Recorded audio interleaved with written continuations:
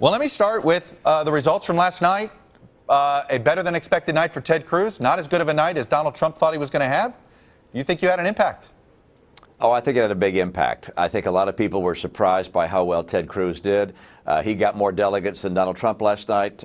He was ebullient and enthusiastic. Donald Trump was uncharacteristically low energy last night. I think he was really surprised. This is a campaign that doesn't begin to be over.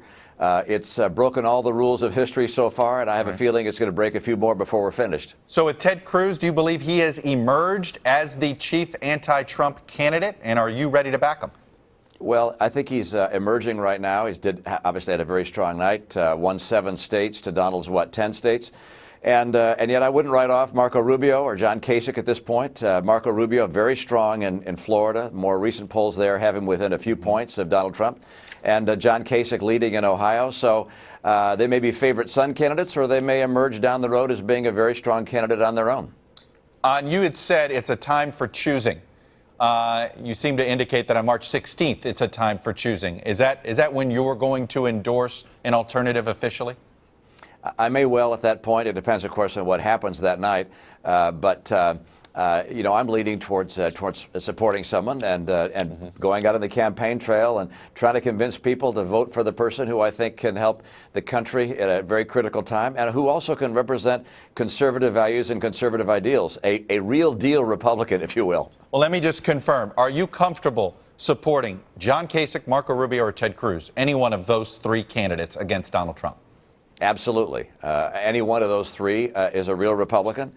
They've demonstrated over time that they share conservative values. There's some differences on policy or on tactics to implement policy, but I'd be very proud having any one of them at the top of the ticket. Donald Trump, on the other hand, is someone who represents something entirely different and, in my view, is not at all the real deal. This is a guy who pretends to be one thing and is something else entirely. You know, I want to go to something you said about Donald Trump's business background in your speech last Thursday. Let me play a clip. His bankruptcies have crushed small businesses and the men and women who work for them. He inherited his business. He didn't create it. And whatever happened to Trump Airlines? How about Trump University? And then there's Trump Magazine and Trump Vodka and Trump Steaks and Trump Mortgage. A business genius he is not. However, when you accepted his endorsement 4 years earlier, this is what you said about his business background. Donald Trump has shown an extraordinary ability to understand how our economy works, to create jobs for the American people. I spent my life in the private sector, not quite as successful as this guy, but successful nonetheless. Governor, all those unsuccessful businesses that you outlined on Thursday, Trump Airlines, Trump University, Trump Vodka, those were all failures before 2012 as well. Were you just sort of saying something you had to say 4 years ago in order to accept his endorsement? Well, Donald Trump has made a lot of money for himself. And there's no question that he's got a lot of money in his pockets and has been successful on that score. But if you look at his record overall, and there are other, by the way, failures, you say, okay, he made a lot of money for himself. He inherited a lot of money from his dad. But this is not a guy who's a self-made man. And this is a guy who's crushed a lot of people along the way. Well, why'd you say nice things about him 4 years ago in his business? Why'd you say so many nice things about his business career when clearly you're not impressed?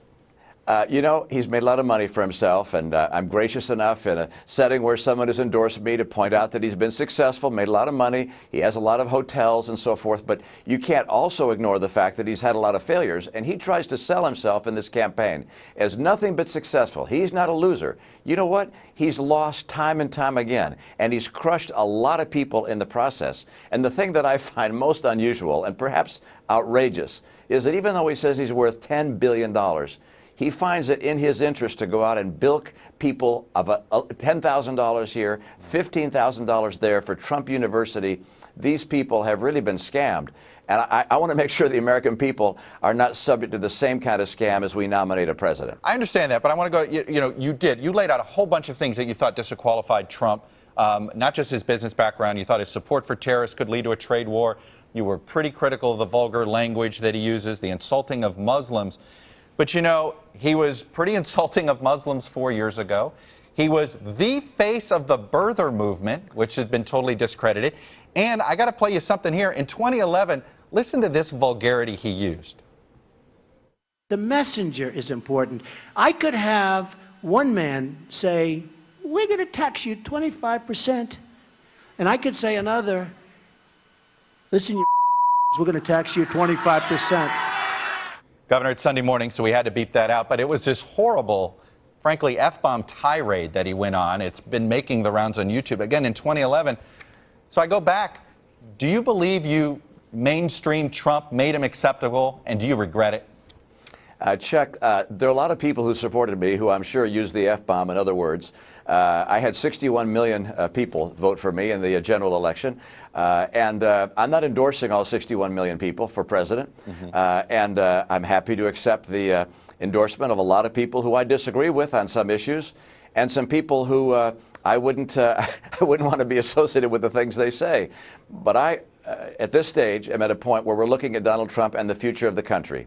And we say to ourselves, is someone with his record and someone who believes the things he believes, which in my view would lead to a recession and to a trade war and would lead to a world being less safe, do we want that person to be president of the United States? Do we want that clip you just saw being on TV for our kids to see time and time again? Even the debate, the presidential debate last week, Donald Trump is saying something I don't want my grandkids to watch. So this guy, look, he may be colorful, he may have made a lot of money for himself. He is not the person who should be president of the United States. But in hindsight, I take it you're embarrassed that you stood next to Donald Trump 4 years ago. You know, some of the things he said more recently would have made it difficult for me, particularly with regards to the Ku Klux Klan, things he said about Muslims in general. Look, I'd have had a very difficult time standing next to him 4 years ago. Let me ask you this. You know, you made that compelling speech. Some people called it the clearest indictment of Trump yet that anybody had done. And hours later, the three candidates running against Donald Trump sat on a debate stage and all pledged to support him if he's the nominee. Did that disappoint you? I think it was expected. They had been asked that from the very beginning of the campaign, and they'd pledged to support whoever the nominee was, and they had to stand by their pledge. But you saw that, with few exceptions, they hesitated when it came time to answer that question. It was a difficult one for them to swallow, and I respect the fact that they honored their word, as Ted Cruz said. But Donald Trump is a more and more difficult person to support, in part because he says, look, he's going to become presidential, he'll act presidential, and yet even on that debate stage and in his reaction to my speech, he's anything but presidential. You have said you will not support either Donald Trump or Hillary Clinton for president, that you would look for another way. Maybe you skip the vote, maybe you vote for a third-party candidate. Is Donald Trump becoming president worse in your mind than Hillary Clinton becoming president? Both of them are pretty darn bad. As Lindsey Graham said, you know, a poison or a bullet. And I'm going to be voting, but I'll vote for someone who's on the ballot that I think is a real conservative and who would make us proud. And I may write in a name if I can't find such a person. Do you believe there should be, if Trump's going to be on a glide path to the nomination, do you think there should be a concerted third-party effort by Republicans? Maybe it's the Constitution Party, maybe it's something else? I'm not going to encourage at this stage the creation of a new party, but I think it would be very difficult for Donald Trump in the final analysis to get the nomination. I think we're going to nominate someone who really represents our party, and I believe that'll happen in the process leading up to the convention. But if the convention has no one person getting a majority of the delegates, then we'll have the 2,000-plus delegates there, and they'll have to make an assessment. They were elected by their people in their respective states. They'll make the judgment as to who should be our nominee. You told Matt Lauer, my colleague, on Friday that you would not be a candidate for president. But let me ask you the way General Sherman was once asked. If nominated, will you accept the nomination? If your name is placed in the nomination and was elected at this Cleveland convention, would you accept it? You know, I can't imagine anything like that happening.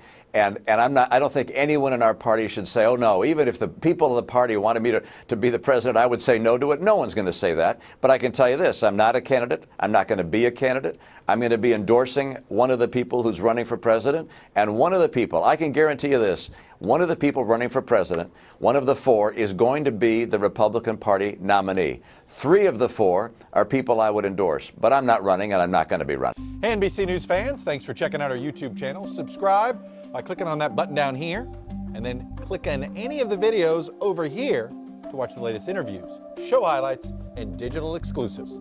Thanks for watching.